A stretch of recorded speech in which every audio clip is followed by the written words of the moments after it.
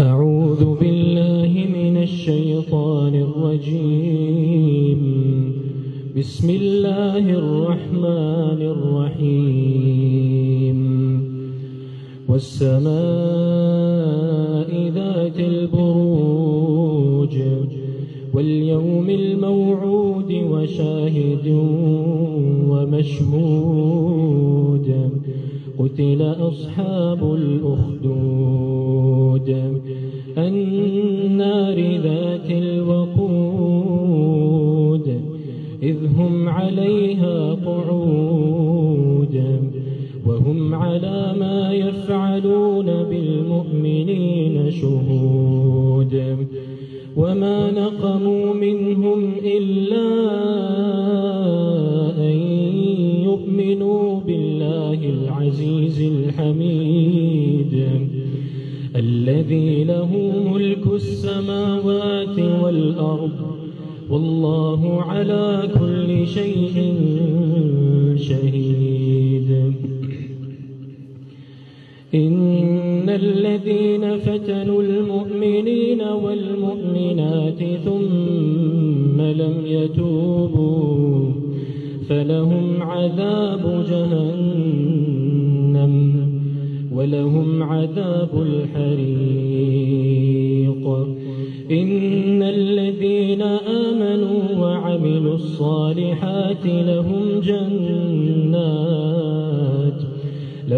جنات تجري من تحتها الأنهار ذلك الفوز الكبير. إن بطش ربك لشديد إنه هو يبدئ ويعيد وهو الغفور الودود ذو العرش المجيد فعال لما يريد.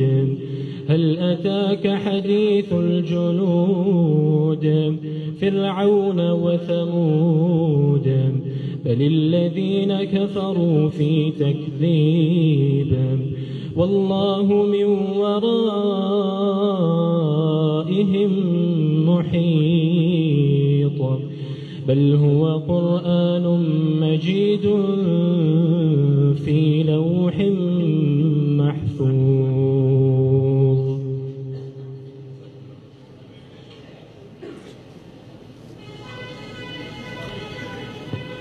ये थे हाफिज बदिउद्दीन मुदर्रिस अल-महद सलफ़ी लित्तालीम व तरबिया। अब मैं बिला किसी ताख़ीर के मिल्लत इस्लामिया के अजीम मुबल्लिग़ उस्ताज़ुल उलमा रईस अल-महद सलफ़ी लित्तालीम व तरबिया उस्ताद मोहतरम अब्दुल्ला नासिर रहमानी हाफिज़हुल्लाह से गुजारिश करूंगा कि स्टेज पर तशरीफ़ लाएं, जिनका मौजू है हयात तय्यबा के लिए इल्म नाफ़े क्या है।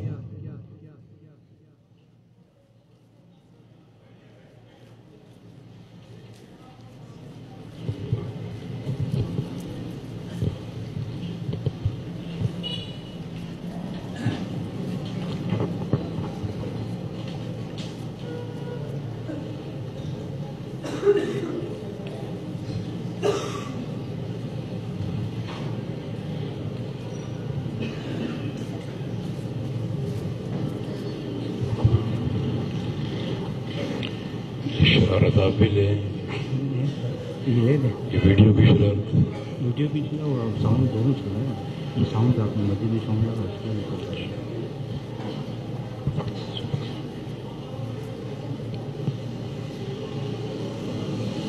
إن الحمد لله نحمده ونستعينه ونستغفره ونعوذ بالله من شرور أنفسنا ومن سيئات أعمالنا من يهده الله فلا مضل له ومن يضلل فلا هادي له وأشهد أن لا إله إلا الله وحده لا شريك له وأشهد أن محمدا عبده ورسوله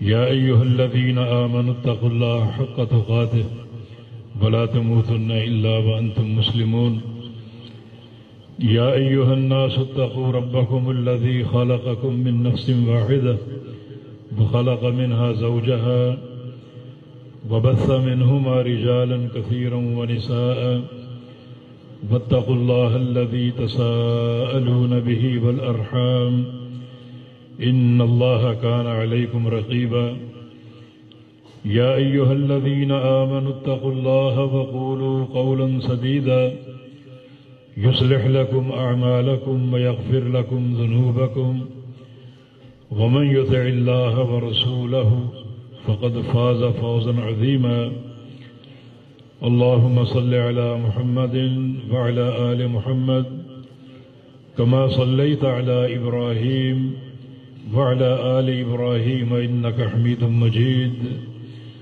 اللهم بارك على محمد وعلى آل محمد كما باركت على إبراهيم وعلى آل إبراهيم إنك حميد مجيد سبحانك لا علم لنا إلا ما علمتنا إنك أنت العليم الحكيم رب اشرح لي صدري ويسر لي أمري واحلل عقدة من لساني يفقه قولي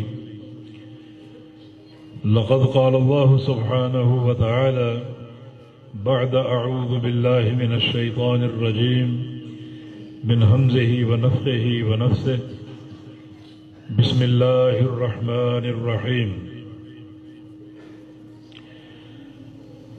من عمل صالحا من ذكر أو أنثى وهو مؤمن فلنحيينه حياة طيبة ولنجزينهم بأحسن ما كانوا يعملون وقال سبحانه وتعالى قل هل يستوي الذين يعلمون والذين لا يعلمون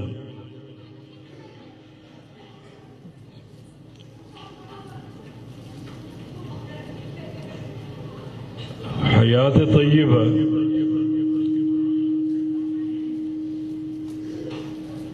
وہ بابرکت زندگی ہے جو ایمان اور عمل صالح کے ساتھ ہو، اور جو بندہ ایمان اور عمل صالح کو اختیار کر لے، اپنا لے، تو اللہ رب العزت اس کی زندگی کو اور زیادہ بابرکت، سعادت سے بھرپور اور انتہائی عمدہ بنا دیتا ہے۔ ایسے بندے کے لیے اللہ تعالیٰ کی رحمت، اس کی رضا اور اس کی محبت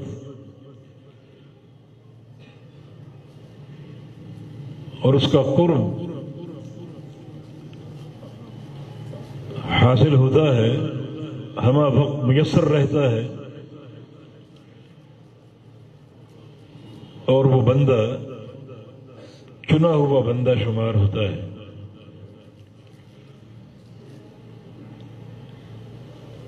من عمل صالحا من ذکر او انثى وهو مؤمن،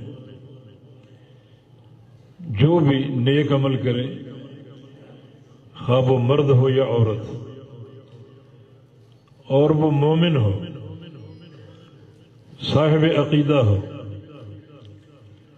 تو فلنحیینہ حیاۃ طیبہ، ہم اسے حیات طیبہ عطا فرما دیں گے،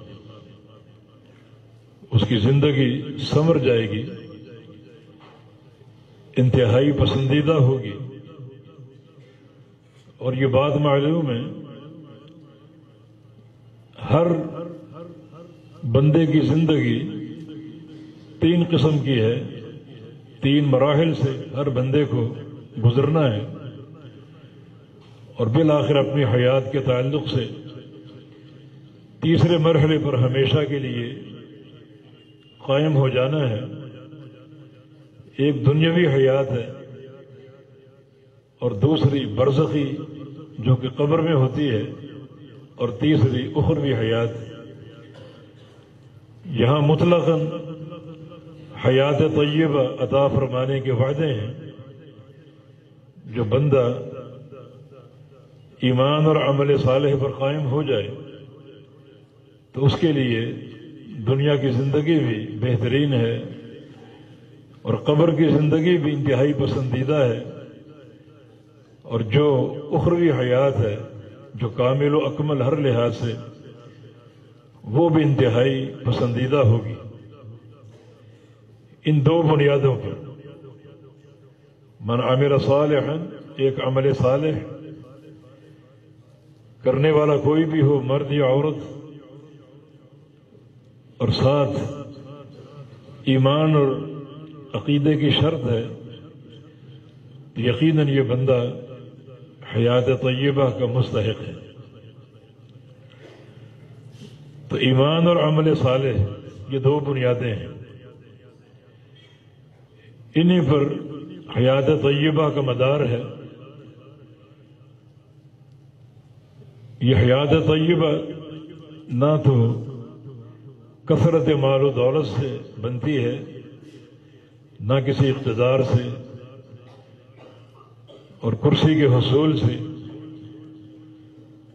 اللہ تعالیٰ نے ایک مقام پر 3 صورتیں اکٹھی ذکر کی ہیں ایک عجیب ترتیب کے ساتھ، سورۃ العصر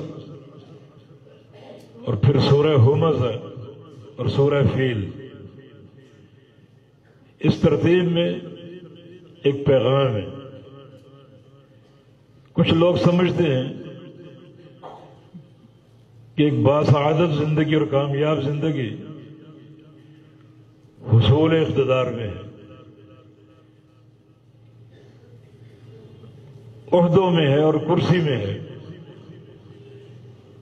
مگر اللہ رب العزت نے سورہ فیل میں ایک بادشاہ کا ذکر کیا جو اپنی طاقت کے نشے میں بڑا ہی مست، ہاتھیوں والا، بڑی سپاہ تھی اس کے پاس، بڑی قوت اور طاقت تھی، اقتدار کے نشے میں ہر وقت مست رہتا اور ایک عجیب کبر کا شکار تھا، اور اسی کبر کے تحت وہ ہاتھیوں پر سوار ایک سپاہ لے کر بیت اللہ پر حملہ آور ہو کہ اس گھر کو نعوذ باللہ نیست و نابود کر دیا جائے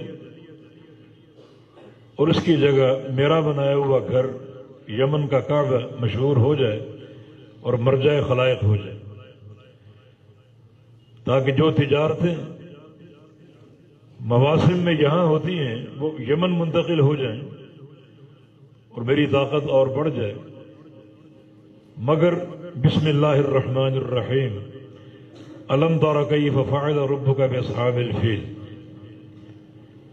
آپ نے دیکھا آپ کے رب نے ہاتھی والوں کے ساتھ کیا کیا؟ تو کہاں گئی یہ بادشاہت اور یہ اقتدار کا نشہ؟ نیست و نابود ہو گیا، اور اللہ رب العزت نے ان ہاتھیوں کو تباہ و برباد کرنے کے لیے ایک مخلوق پرندے کی شکل میں چنی۔ اللہ تعالیٰ نے پرندوں کو اپنی سپاہ کے طور پہ استعمال کیا، ان کی چونچوں میں کنکریاں تھیں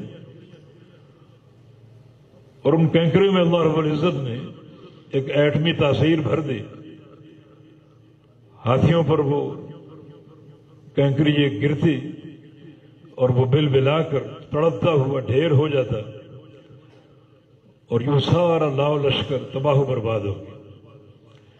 اقتدار اگر عزت اور تحفظ کی علامت ہے تو اقتدار تو موجود تھا، مگر سب غارت ہوا، بربادی کے دہانے پر دھکیل دیا گیا۔ کچھ لوگ کثرت مال کو کامیابی سمجھتے ہیں۔ بسم اللہ الرحمن الرحیم، وَيْلٌ لِكُلِّ هُمَزَةٍ لُمَزَةٍ الَّذِي جَمَعَ مَالًا وَعَدَّدَهُ، مال کو جمع کرنے والا اور گن گن کر رکھنے والا، اس کے لیے بربادی، تباہی۔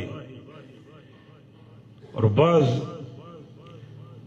روایتوں کے مطابق جہنم کی وادی ویل وہ اس کا مقدر۔ تو اگر کثرت مال انسان کو تحفظ فراہم کر سکتا ہے تو یہاں مال تو موجود ہے، پھر بربادی کیسی، پھر یہ وعیدیں کیسی؟ تو اس کا معنی جو دو ذہن ہیں، ایک اقتدار کا حصول اور دوسرا کثرت مال و دولت، یہ دونوں چیزیں نہ تو انسان کو تحفظ فراہم کر سکتی ہیں اور نہ کسی عزت کا باعث ہے۔ اور اس سے قبل جو صورت ہے وہ بیان کرتی ہے کہ آؤ تمہیں بتائیں کہ انسان خسارے سے کیسے نکل سکتا ہے، ابدی کامیابی کیسے پا سکتا ہے، اور فلاح و سعادت کے پروگرام کو کیسے سمیٹ سکتا ہے۔ بسم اللہ الرحمن الرحیم، والعصر ان الانسان لفی خسر، قسم ہے زمانے کی، یا قسم ہے نماز عصر کی، یا قسم ہے وقت عصر کی، بے شک سارے انسان خسارے میں ہیں، کوئی بندہ خسارے سے محفوظ نہیں ہے، سب خسارے میں۔ الانسان جنس انسانی، کوئی اس سے بچا ہوا نہیں ہے خسارے سے، اور خسارہ بھی بڑا ہولناک، لفی خسر، ان خسارے میں ڈوبا ہوا ہے۔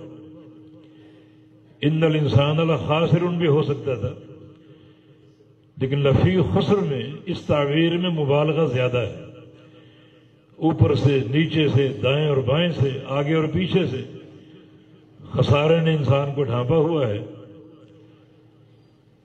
ہر انسان کو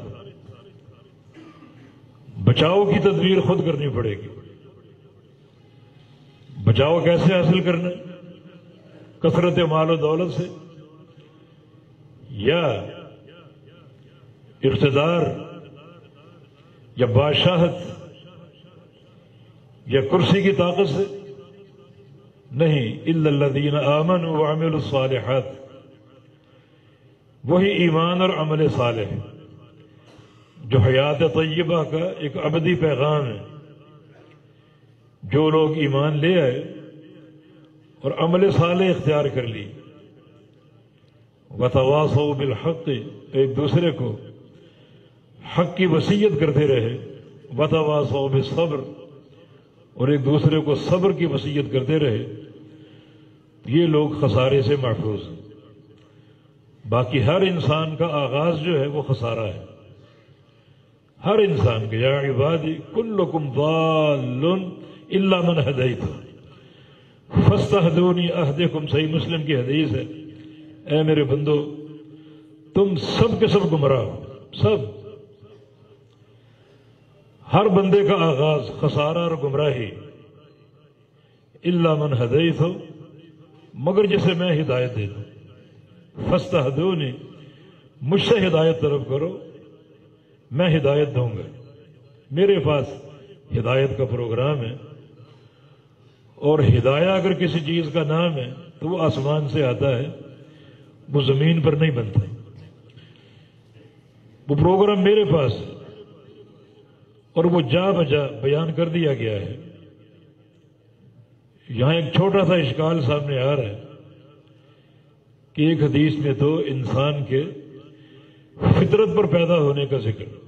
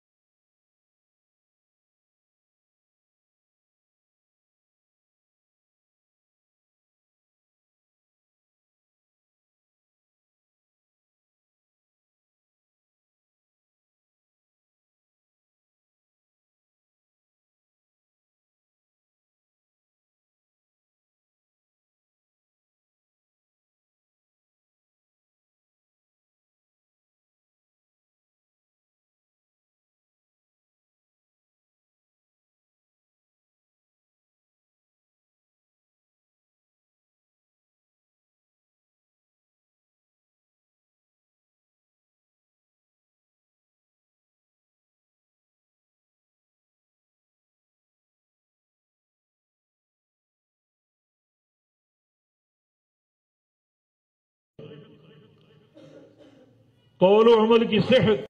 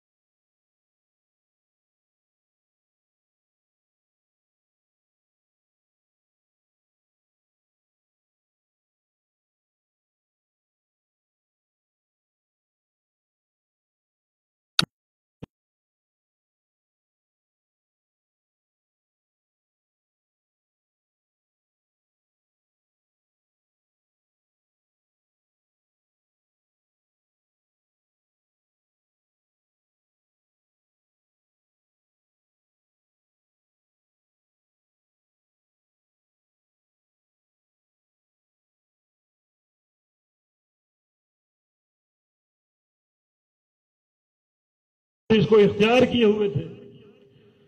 محدثین خاص طور پہ ان کے رحلات، ان کے سفر، ان کا قدموں سے چلنا طلب علم کے لیے یہ ایک ایسا موضوع ہے کہ واقعات پڑھ کر دنیا حیرت زدہ ہو جاتی، حیرت زدہ. ابو حاتم الرازی کا قول ہے کہ میں نے 3000 میل پیدل سفر کیا طلب علم کی، 3000 میل. شاگرد نے پوچھا کہ ثم ترکت، پھر آپ نے چھوڑ دیا تھا چلنا؟ کہا نہیں، ثم ترکت العد، پھر گننا چھوڑ دیا تھا. 3000 میل میں نے شمار کیے، گنے. اس کے بعد بھی چلتا رہا، پیدل جاتا رہا، کبھی کسی ملک میں کبھی کسی ملک میں، اور گننا چھوڑ دیا. بقی بن مخلد محدث دیار اندلس طلب علم کے لیے 3 بر اعظم میں گئے پیدل. 3 بر اعظم میں، 3 ملکوں میں نہیں، بر اعظم. جیسے ایشیا، امریکہ، یورپ، افریقہ، یہ بر اعظم ہے. کون گیا آپ میں سے؟ جہاز بھی ہیں اور بڑے بڑے وسائل ہیں. کون گیا بر اعظم میں؟ 3 بر اعظم. اور یہ پیدل گئے ہیں طلب علم کے لیے. عامر شابی رحمہ اللہ ایک حدیث بیان کرتے، چھوٹی سی حدیث، صحیح بخاری میں 2 لائنوں کی حدیث، 2 لائنوں. حدیث سے فارغ ہوئے، اپنے شاگرد سے کہا خود ہو بدون شیخ، یہ حدیث لے لو تم کسی محنت کے بغیر. قد كنا نرحل لما دونه الى المدینہ. ہم اس سے چھوٹی حدیث کی خاطر، اس سے چھوٹی حدیث، یہ 2 لائنوں کی حدیث ہے، 1 لائن کی حدیث کو حاصل کرنے کے لیے ہم بغداد سے مدینہ جایا کرتے تھے، بغداد سے مدینہ سفر کرتے تھے. 1 حدیث. جناب جابر کا سفر مدینہ سے شام، 1 ماہ جانے کا، 1 ماہ آنے کا، صرف 1 حدیث کی خاطر، صرف 1 حدیث. حدیث قصاص معروف ہے، کئی بار یہاں سنی آپ نے حدیث قصاص. 1 حدیث کی خاطر. تو ایک منصلہ کا طریق، ایک راہ پر چلے طلب علم کے لیے، مشی بالاقدام، چل کے جانا. اور سلوک کے طریق کا دوسرا معنی اس راہ کو اختیار کرے، ان قواعد کو جو راستہ محدثین نے کھینچا، سلف صالحین نے، جس راہ پر طلب علم کے لیے محدثین چلے، قواعد کی روشنی میں، اصولوں کی روشنی میں، اس پر چلے. خود ساختہ قاعدے نہیں، اپنی مرضی کا علم نہیں، اپنی خواہشات کے مطابق نہیں، بلکہ ان اصولوں پر، ان قواعد پر، ان ضوابط پر جو محدثین نے کھینچے، جن قواعد پر محدثین چلے اور آسمان کے ستارے بن گئے، ان قواعد پر چلے، ان قواعد کے خلاف نہ جائے. اور یہ آج کا المیہ ہے. بہت سے لوگ علم کی راہ پر موجود ہیں، خواہ وہ تعلیم ہو یا تعلم ہو، مگر قواعد اپنے، مرضی اپنی ہے. اور یہ ایک مستقل نقصان ہے. بلکہ جو حصول علم اور طلب علم کے قواعد سلف صالحین کے دور سے آ رہے ہیں، آج تک موجود ہیں، انہی پر چلے، ان پر قائم رہے. یقیناً وہ جنت کے راستے پر گامزن ہے، یقیناً وہ بندہ کامیاب ہے. جیسے کہ عبداللہ بن مبارک رحمہ اللہ، انہوں نے طلب علم کے 6 مرحلے بیان کیے. اول العلم النیہ، نیت، اخلاص، ریاکاری نہ ہو، دنیا کی شہرت کا حصول مقصود نہ ہو، دنیا کی واہ یا لوگوں کی داد، اوپر نام لکھا جائے اشتہاروں میں، زندہ باد مردہ آباد کے نعرے لگے، نہیں، بالکل نہیں. یہ تو اخلاص کا پروگرام ہے، اخلاص کا راستہ ہے.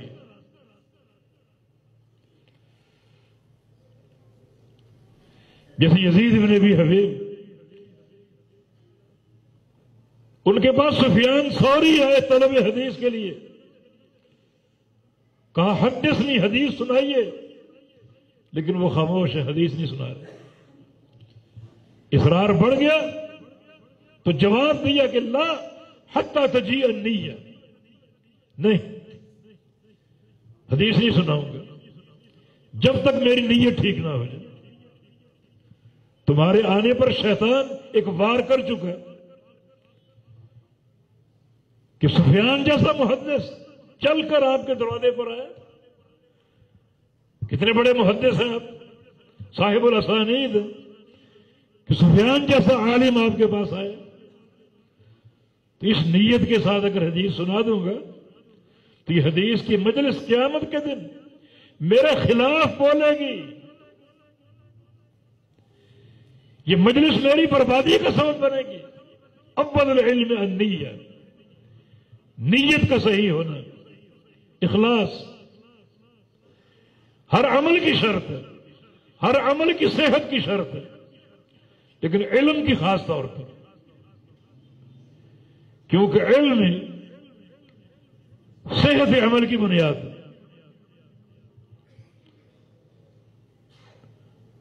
یہ پہلا مرحلہ نیت کا صحیح ہونا۔ ثم السماع، بہت ضروری،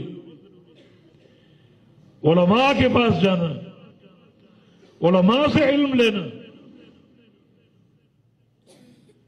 علماء کو جاننا اور پہچاننا چاہیے۔ حافظ بن صلاح رحمہ اللہ نے ایک عالم کے لیے طلب علم میں استفادہ کی شرط قائم کی، استفادہ، الاستفادہ فی الطلب، کہ اس کا علم طلب کرنا مشہور ہو، ہم جانتے ہوں یہ کہاں کہاں گیا ہے، کس کس محدث سے علم لیا ہے۔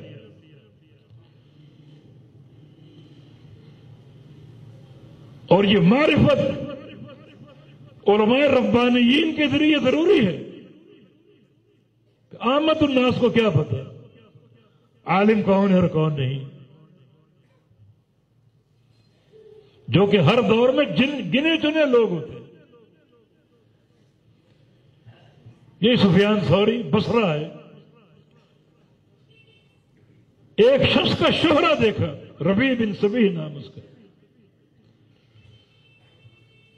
پریشان، یہ اتنا مشہور ہے اور ہم اس کو جانتے نہیں۔ مشہور ہے تو محدثین کے نزدیک مشہور کیوں نہیں؟ اسانید میں اس کا نام کیوں نہیں؟ حدثنا فلاں، حدثنا فلاں کیوں نہیں نام اس کا؟ دنیا بہت اس کے پیچھے، لچھے دار باتیں کرتے۔ لوگوں سے پوچھا کہ اس کا معاملہ سنت پر ہے، لوگوں نے کہا سنت پر ہے۔ مشہور، پھر پریشان کہ اس کو ہم جانتے کیوں نہیں؟ پوچھا عام طور پہ کس کے ساتھ بیٹھتے ہیں؟ لوگوں نے کہا قدریہ کے ساتھ، ایک گمراہ فرقہ قدریہ، تقدیر کے منکر، عام طور پہ اس کا اٹھنا بیٹھنا قدریہ فرقہ کے لوگوں کے ساتھ۔ فرمایا قدری، یہ بھی قدری، یہ بھی قدری۔ تو خالی یہ چرب اللسانی، وہ کہتے ہیں بیان میں جادو ہے، یہ کافی نہیں ہے، اور نہ بیان کا جادو قابل تعریف ہے۔ نبی علیہ السلام کی حدیث ہے ان من البیان لسحر، کچھ بیان جادو ہوتے ہیں، یہ تعریف نہیں۔ جادو تو کفر ہے، جادو کی اساس کفر ہے، تو تعریف کفر کے ساتھ کیسے ہو سکتی؟ نہیں، کچھ لوگ بڑے خطرناک ہوتے ہیں، ان کی زبان کی طلاقت، زبان کی فصاحت اور بلاغت، ان کی چرب اللسانی لوگوں کو گھیر لیتی، زبان کا جادو۔ جادوگر سے زیادہ خطرناک ہے، جس پاس کالا علم اور سفل علم ہے اس سے زیادہ خطرناک۔ سفل علم والا اگر جادو کرے گا اس کا اثر ایک فرد کو ہوگا، اور یہ بندہ اگر اپنے بیان کا جادو جگائے گا تو اس سے لاکھوں لوگ گمراہ ہو سکتے ہیں۔ یہ نبی رسول اللہ کی حدیث ہے، قرب قیامت ایسے دعات ہوں گے جو جہنم کے دھانے پر کھڑے ہو کر لوگوں کو دعوت دیں گے، اور جو ان کا پیروکار بنے گا اس کو وہیں اٹھا کر جہنم میں پھینک دیں گے۔ اہل علم کو پہچاننا ضروری، یہ تو معلوم ہونا چاہیے کہاں سے پڑھ کر ہے۔ کچھ لوگ اچانک وارد ہوتے ہیں، باتیں لچھے دار ہیں، کوئی 2 4 6 10 انگریزی کے الفاظ بھی آ جاتے ہیں، اور ہم احساس سے قحطی مبتلا لوگ اس کے اسیر بن جاتے ہیں۔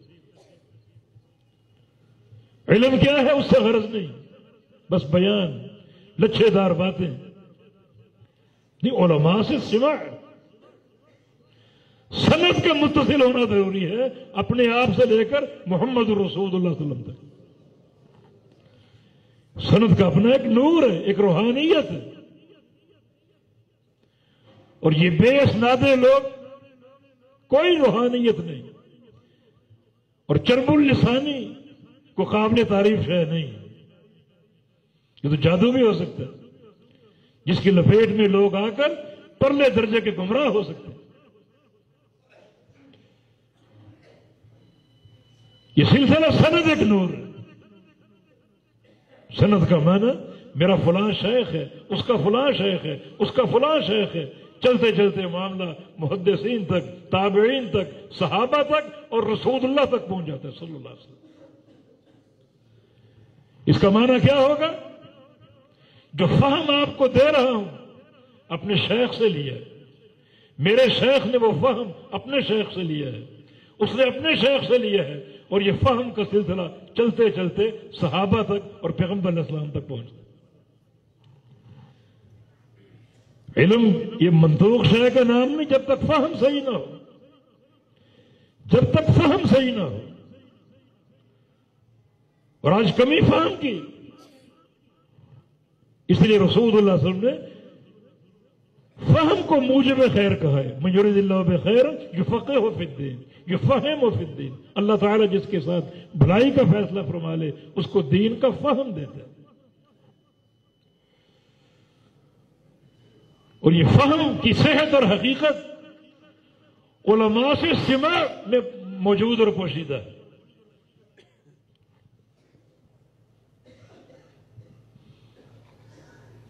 امام بخاری رحمہ اللہ نے یہ باب قائم کیا، العلم قبل القول والعمل۔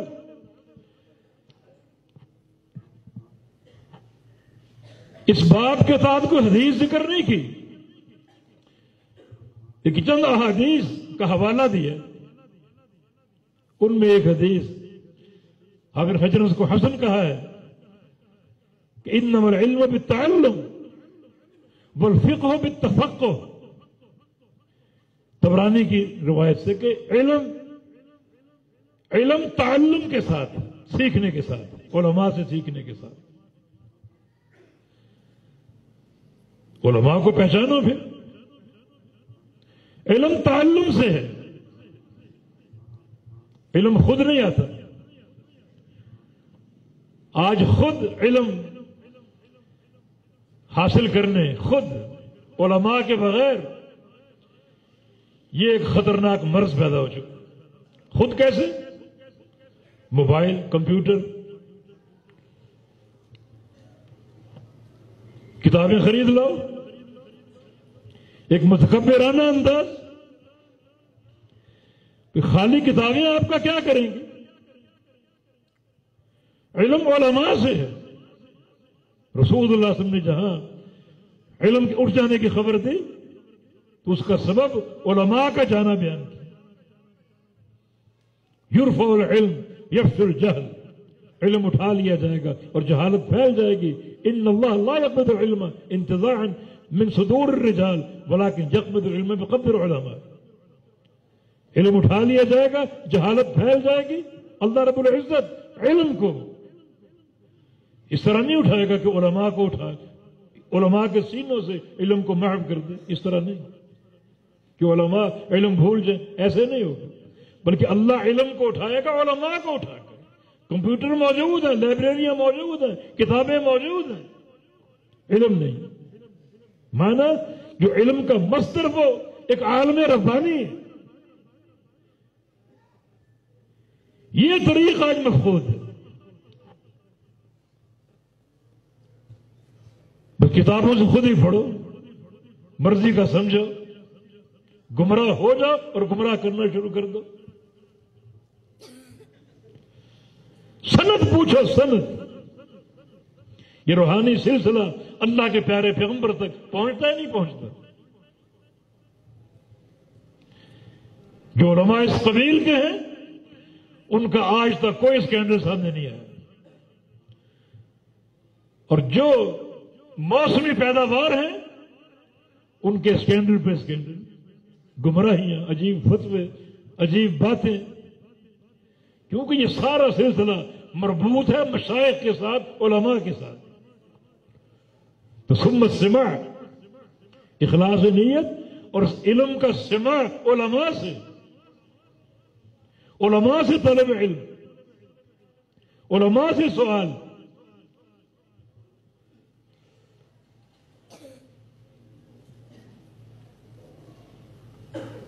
علماء سلف نے اس مرض کو محسوس کیا.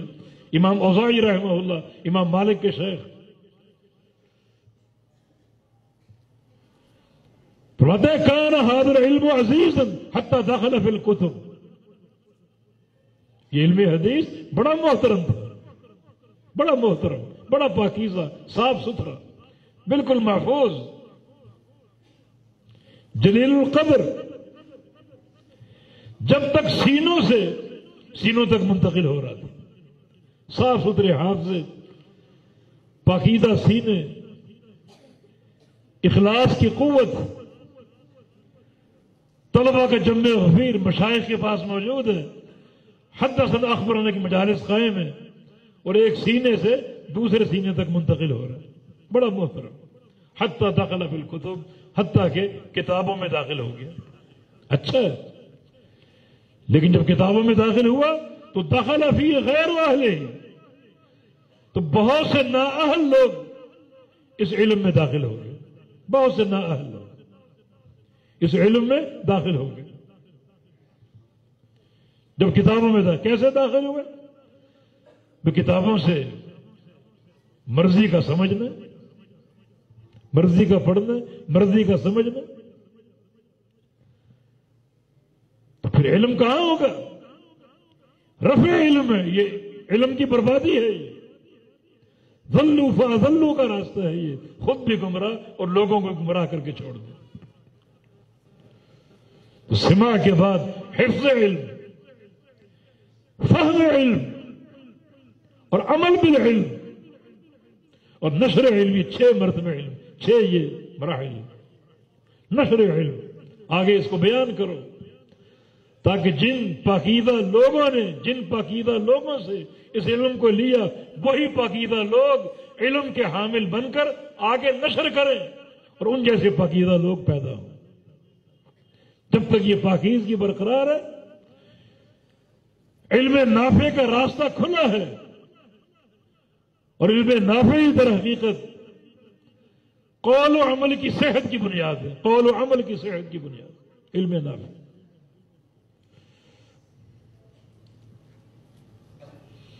تو حقیقت یہ ہے کہ عمل، ایمان کی صحت، عمل کی سلامتی، یہ علم نافع کے رہین منت ہے، جس کے لیے ہمیں سوچنا ہے،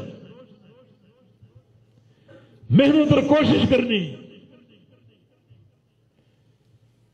کیونکہ جہل ایک مرض ہے اور علم اس مرض کا علاج ہے.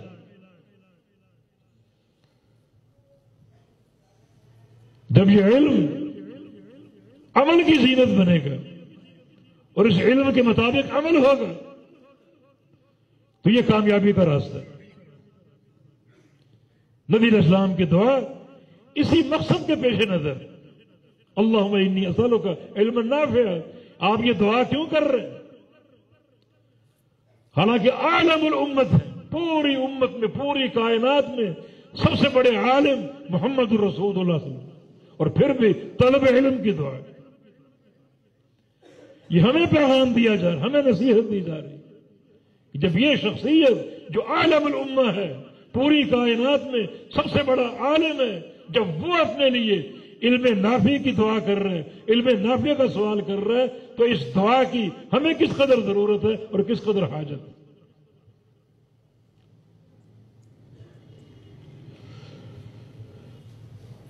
قل هل يستوي الذين يعلمون والذين لا يعلمون، یہ کیسی شان ہے اہل علم کی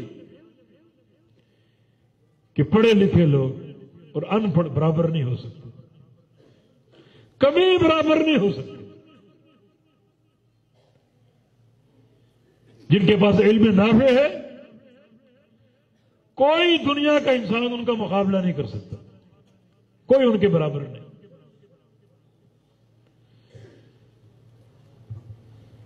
پھر نیکی اور شرف کا معیار عبادت ہے، تقوی ہے، لیکن ایک عالم کے سامنے ایک عابد کیا ہے؟ فضل العالم علی العابد کفضل القمر لیلۃ البدر علی سائر الکواکب۔ ایک عالم کی فوقیت ایک عابد پر، ایک عالم ہے جس کا سینہ علم نافع سے منور ہے، اور اس کے سامنے ایک عابد، ایک نہیں، دو نہیں، 10 نہیں، 100 ہو، 1000 ہو، لاکھ ہو۔ فرمایا کہ ایک عالم کی ایک عابد پر فضیلت ایسے ہے جیسے 14ویں کے چاند کی فضیلت تمام ستاروں پر۔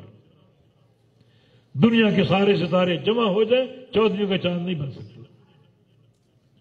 سمجھیے سارے عابد جو ہیں، کوئی نمازی، کوئی تہجد گزار، کوئی سخی، کوئی مجاہد، کوئی غازی، جتنے یہ عبادت گزار ہیں، سمجھو یہ ستارے ہیں۔ اور ایک عالم دین ستاروں کے جھرمٹ میں 14ویں کا چاند، سارے ستارے مل کر 14ویں کا چاند نہیں بن سکتے۔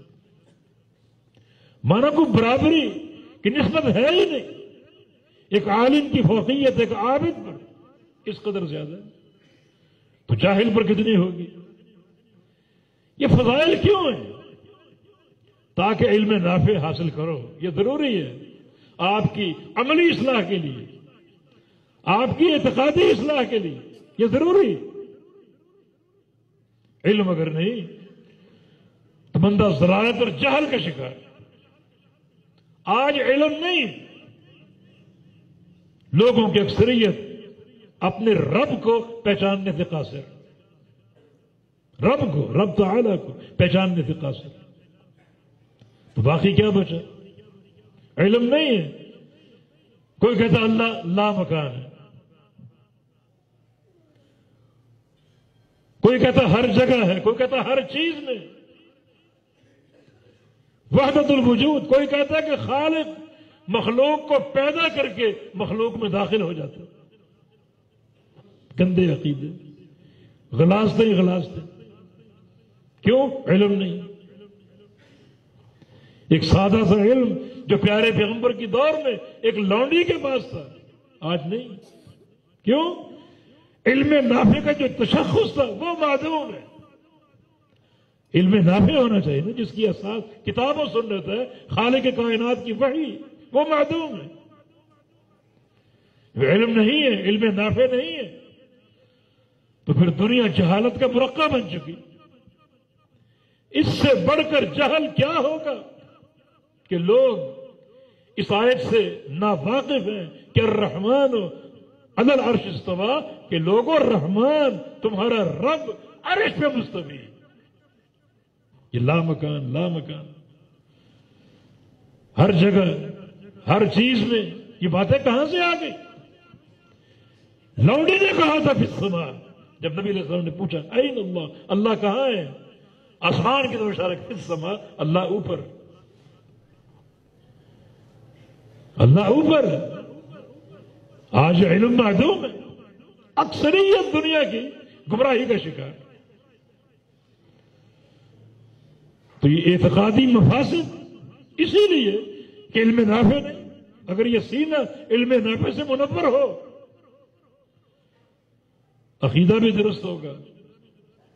اکثریت کی نمازیں سنت کے خلاف، علم نافع نہیں۔ سنت کے خلاف ہوگی. نبی اسلام کی پیش گوئی ہے رب مسلم لا خلاق لہ قرب قیامت.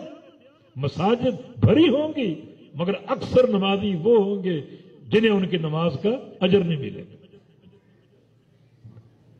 جاؤ تلاش کرو آج اکثریت کن نمازیوں کی، زیادہ مساجد کن کی ہیں، نمازیں وہ کیسی پڑھتے ہیں. اکثریت ان نمازیوں کی ہوگی جنہیں ان کی نماز کا اجر نہیں ملے گا. بنیاد کیا ہے؟ علم کا مفقود ہونا، علم نافع نہیں. علم نافع اگر آ جائے تو یہ تو ایک بندے کی سعادت کا پروگرام. علم نافع کوئی لچھے دار باتوں کا نام نہیں ہے، منطقی فلسفی مشگافیوں کا نام نہیں ہے. یہ ایک سادہ علم ہے جو اللہ تعالیٰ کی وحی پر قائم ہے، 2 صورتوں میں، ایک قرآن اور ایک حدیث. یہی صحت عمل کی بنیاد، یہی کامیابی کا راستہ ہے. نبی علیہ السلام نے جس راستے کو جنت کا راستہ کہا، من سلک طریقا یلتمس فیہ علما، جو بندہ ایک راہ پر چلے طلب علم کے لیے، اللہ اس کا جنت کا راستہ آسان کر دے گا. وہ طلب علم کی راہ پر نہیں بلکہ جنت کی راہ پر گامزن، کیونکہ علم نافع اس کے عمل کو درست کرے گا، اس کے عقیدے کو سنوارے گا، اس کے اخلاق کو سنوارے گا، اس کے منہج کی اصلاح کرے گا، اس کی سیاست کو سنوارے گا، اس کی معیشت کو سنوارے گا، اس کی معاشرت کو سنوارے گا. یہ ساری اصلاح جو ہے علم نافع پر قائم. تو بندہ کیوں نہ کامیاب ہوگا، کیوں نہ اللہ کے مقربین میں ہوگا. اور اگر علم نافع نہیں ہے تو اللہ کے بندو جہل جو ہے اتنی نقصان دہ ہے، اس سے بڑی کوئی بیماری نہیں. جہل کی بنا پر بعض اوقات ایک انسان اپنی سعادت سے، نجات سے، نمازوں کی قبولیت سے، عقیدے کی صحت اور اصلاح سے یکسر محروم ہو جاتا ہے. چشم زدن میں ایسے ایسے فیصلے کر دیتا ہے کہ اس کا ایک ہی فیصلہ اس کے پورے دین کا ستیہ ناش کر دیتا ہے. ہم دنیا دار ہیں، کاروبار کرتے ہیں، علم نافع کی ضرورت نہیں. کاروباری مقاصد میں علم نہیں چاہیے. ارے زید بن ارقم نے ایک سودا کر بیٹھے، ام المومنین کے پاس گئے، سیدہ عائشہ صدیقہ کے پاس رضی اللہ عنہ، اور جا کر خبر دی میں نے یہ سودا کیا. فرمایا کہ زید، نبی علیہ السلام کے ساتھ تم نے جہاد کیا، نمازیں پڑھی، حج کیا، روزے رکھے، عمرے کیے. اس ایک سودے نے سب کچھ برباد کر دیا. ایک سودے. کیا سمجھتے ہیں اپنا مال، اپنا کاروبار جیسے مرضی کریں؟ نہیں، جب تک علم نافع کی احساس نہیں ہوگی. زید توبہ کرو، سودا واپس کرو. اگر اپنے اعمال کی صحت مطلوب، ایک ہی سودے نے سب باطل کر دیا، سب فاسد کر دیا. تو اعتقادی میدان ہو، عملی میدان ہو، اخلاقی میدان ہو، سیاسی میدان ہو، معاشی میدان ہو، معاشرتی میدان ہو، ہر جگہ کامیابی کے لیے، فلاح کے لیے، سعادت کے لیے علم نافع کی ضرورت ہے. تو اللہ کی بندو اپنی اپنی حدود کے بقدر علم سے تعلق جوڑ دو، علم سے تعلق جوڑ دو. امام ابو خیثمہ زہیر ابن حرب، ان کے کتاب ہے کتاب العلم، اس میں ایک قول وہ لائے ہیں کئی علماء سے. ابو درداء کا نام ہے، ابن مسعود کا نام ہے رضی اللہ عنہ.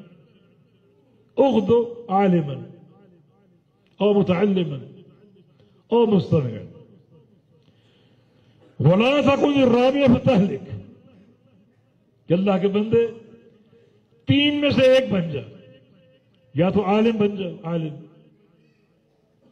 عالم بن جا، اور اگر یہ موقع کھو چکے تو متعلم بن جا، طالب علم بن جا. نہیں، یہ بھی ممکن نہیں، ہم کاروباری لوگ ہیں، یہ بھی ممکن نہیں. تو مستمع، علم کو سننے والا بن جا. تو یہ پتہ چلے فلاں مقام پر ایک عالم، ایک محدث یا ایک شیخ، اس کا درس ہوگا، تو وہاں پہنچنے کی نیت کر لو، پہنچو، حاضر ہو، گھنٹہ 2 گھنٹے دو.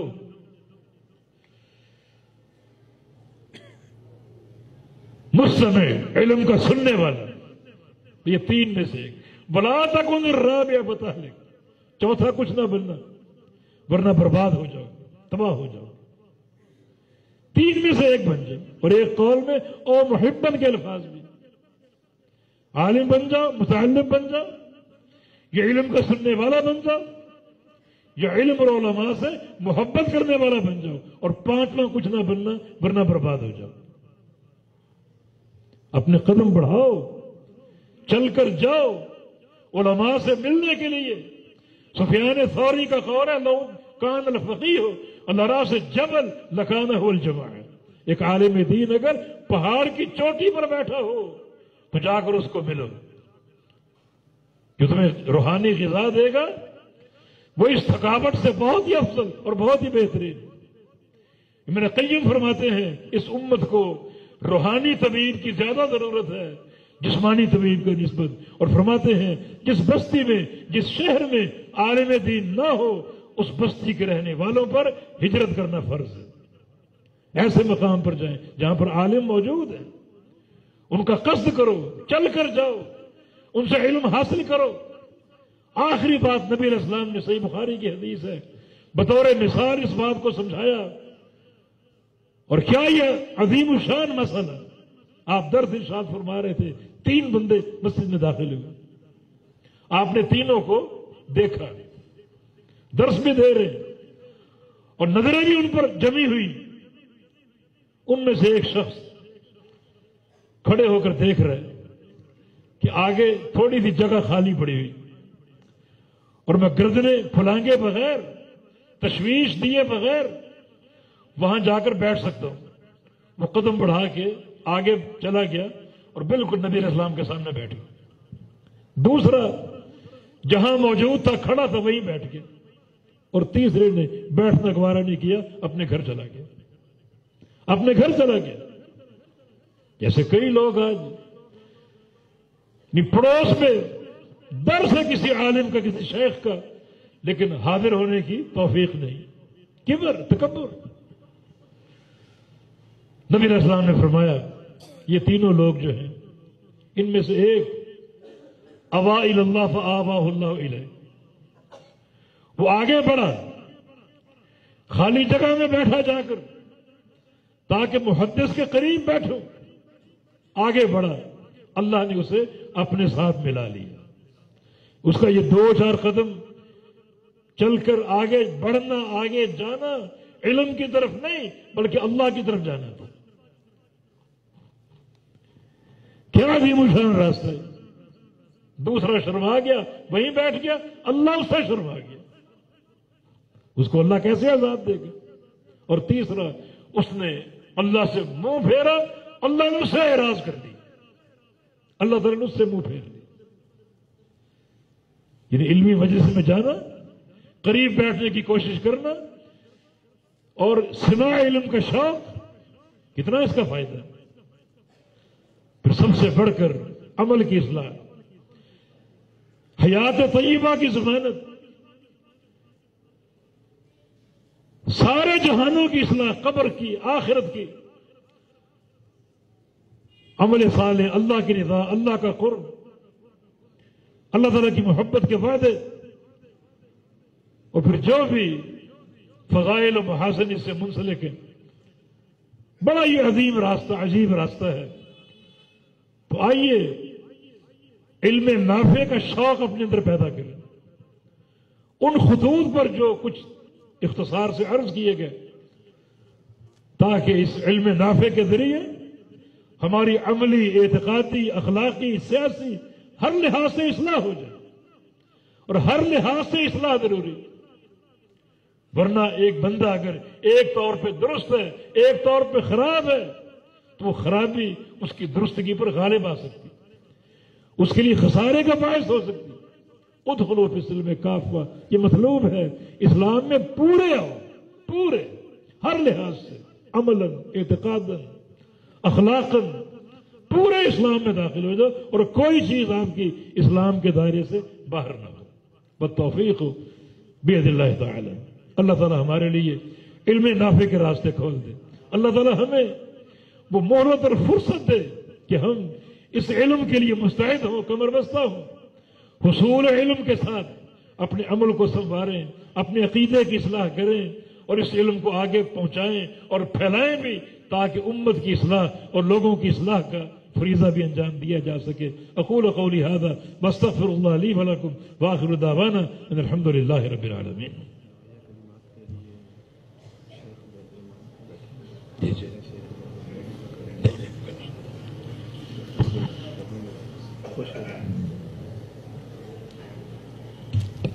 ہمارے مہمان، بلکہ مہمان گرامی، ہماری ایک بڑی بزرگ شخصیت تھی، حضرت مولانا یوسف راجوالوی رحمہ اللہ تعالی۔